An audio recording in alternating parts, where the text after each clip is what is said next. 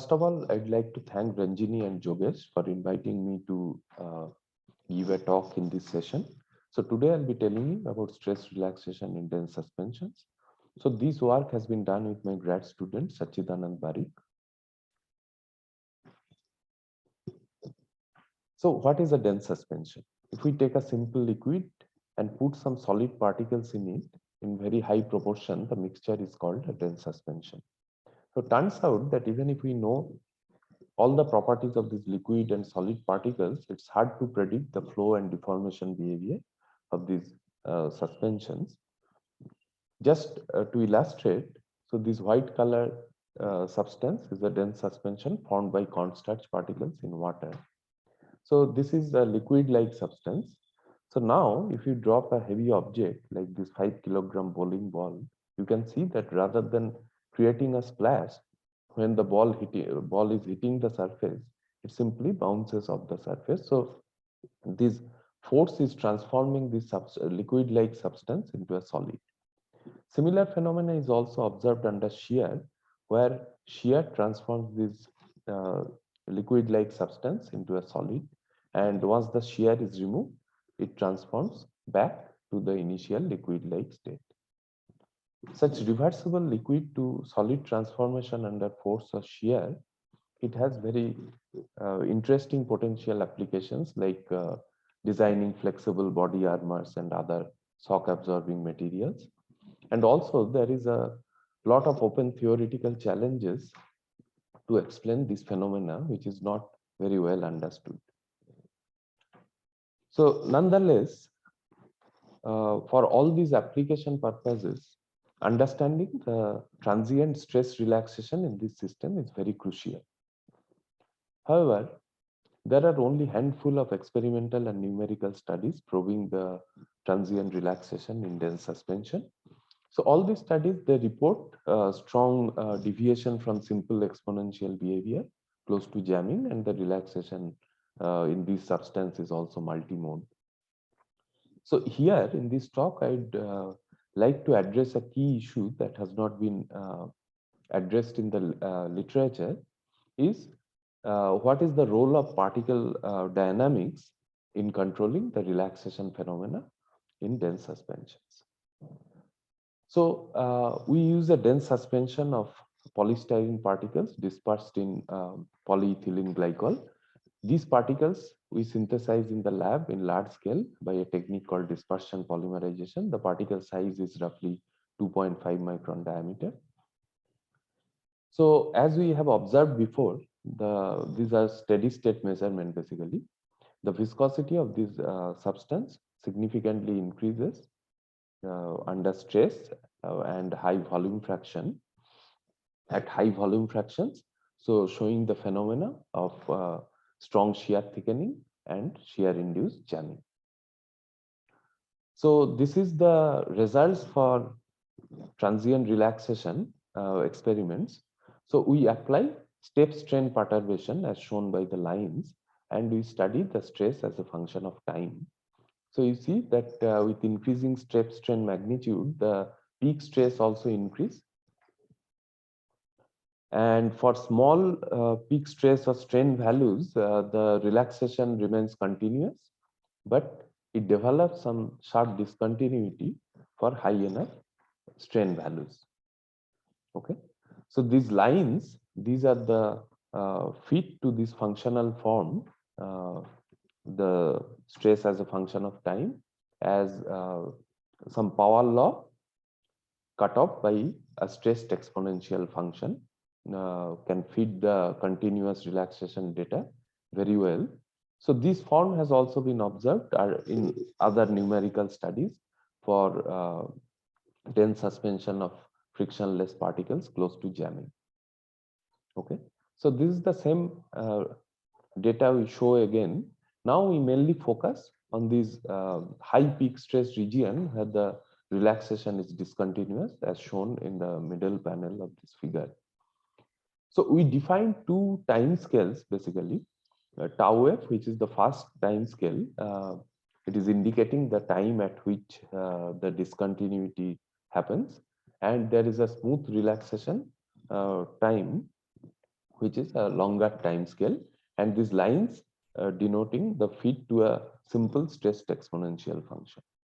Okay, we also show the normal stress difference corresponding to this data shown in the middle panel, where we observe the normal stress difference is small for short time, but during the second part of the relaxation, there is a clear peak in the normal stress. So the relaxation phenomena is extremely complex. So to understand the relaxation phenomena better, we do rheology and in situ boundary imaging experiments. So where we shine a light on the surface, the particles are opaque, and we record the scattered light with the camera while performing the step strain measurements. Okay. So as described before, under shear, these dense suspension particles in dense suspension, the whole pack swells due to dilation, so that we expect a change in texture. So this is the result of rheology and in situ boundary imaging. So we have top plate and bottom plate of the rheometer, and the dense suspension is kept in between. So now, as we apply a step strain, you can see that there are bright spots forming, which relaxes very quickly, but overall intensity of the system is also high. That takes a while to go back to the initial state. So this video, it is showing the same phenomena with a higher resolution, where we can see the individual particle. You can again observe the appearance of bright spots under shear that relaxes quickly, and after that there is a very gradual relaxation in the system. So these bright spots, these are called plastic center, and the overall relaxation of the system is coming from the relaxation of the dilation. So this is the quantification of the phenomenon. This is a typical boundary image. So we consider two different regions, the intensity relaxation in two different regions, one around a bright spot and one where there is no bright spots. Okay, so the results are shown on the right side. So we can see that if we consider a region around the bright spot, there is a clear two-step relaxation, whereas the region where only dilation relaxation is taking place, no bright spot, the relaxation has a uh, it's a single mode relaxation, basically, not two-step relaxation. So we define this relaxation of this plastic center and dilation at the relaxation time scale as tau p and tau d. Now, by considering many plastic centers and many regions where the dilation relaxation takes place, we can construct distributions of these time scales, where we can see a clear separation by almost one order of magnitude of these time scales. Okay.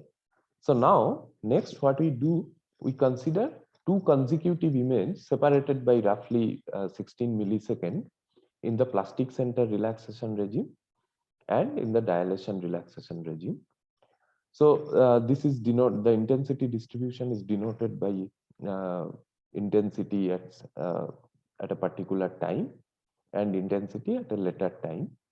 Okay, so now if we take a difference of these two images, it will tell us that where it will indicate the regions where the rearrangements have taken place, because if these two images are identical, then if you subtract from one another, we will get zero intensity. But we see that for plastic center relaxation, there are very localized bright spots, as shown by this top panel on the right side, whereas during dilation relaxation, these bright spots are distributed throughout the system. So it is indicating that plastic center relaxation is very localized relaxation, whereas dilation relaxation is system spanning. So now we got excellent agreement between the timescales obtained from the rheology and boundary imaging data. We observed that the time scale for plastic center relaxation correlates exactly with the fast relaxation time scale observed from step strain measurement. Similarly, the dilation relaxation time is captured well by this slow time scale uh, is compared well with the slow time scale observed during the step strain measurements. Okay, so we also change the viscosity of the solvent to see the what is the effect of change in solvent viscosity on this relaxation time. What we observe, interestingly, is that this fast relaxation time scales remains completely independent, whereas this slow relaxation or dilation relaxation time, it decreases with decreasing solvent viscosity. Okay, so it is telling that slow relaxation time is sensitive to solvent viscosity and particle volume fractions, whereas fast relaxation time, being localized, it is independent of these parameters. Okay, next we would like to correlate this relaxation phenomena with this steady state shear jamming phase diagram as predicted from this Wyatt-Katz model. So this is the phase diagram in the plane of applied or peak stress as a function of volume fraction, and this green region is the shear jam regime of the system. The green line is the shear jamming boundary obtained from this Wyatt-Katz model as shown by this equation, and all these parameters phi naught, phi m, and phi star can be estimated from the steady state flow curves using Wyatt-Katz model. Okay, so now we show what is the transient relaxation, how transient relaxation compared with this steady state phase diagram. We observe that below shear jamming on the left side of this green line, you have the transient relaxation which is captured well just by a simple stressed exponential function. However, in the shear jam regime, in the green region, the relaxation is given by that power law cut off by the stressed exponential function. Whereas the red region, we get discontinuous stress relaxation, and plastic center appears only in this discontinuous relaxation regime. Okay. So now I'll conclude. So we identify two distinct transient stress relaxation regime in shear jam dense suspension. We correlate these timescales with localized plastic events and system-wide dilation, and we confirm the correlation by changing the particle volume fraction and solvent viscosity. We found the integrating correlation between the nature of transient relaxation with steady state shear jamming phase diagram as I just described.